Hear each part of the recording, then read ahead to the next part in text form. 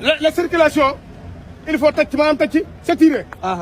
ndax fils de Cheikh Moustapha Fati Kala ndigal Kala il faut embarquer 21 boof te embarquer de waajuram mon père Serigne Cheikh Fall borom ndigal.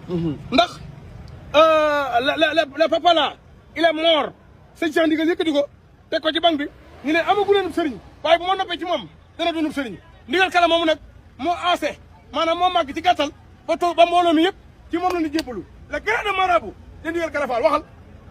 il faut parler. grand marabout de ndigal Kala Fall. grand marabout ndigal Kala Fall. ok. thank you very much. maa ngi def si addiya bi. waaw su ma nee daa kontaan ci parler yi ba tax sax dañ ci def addiya.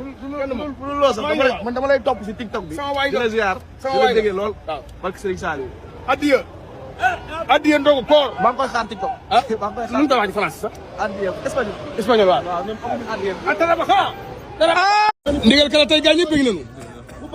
ñaar fukki nag ak ñaar nga yëkkati jox ko sa waajur sa indi xel borom Daaru Beere. waaye jàmbaar da nga ko jox muy Serigne Cheikh Fall borom ndigal.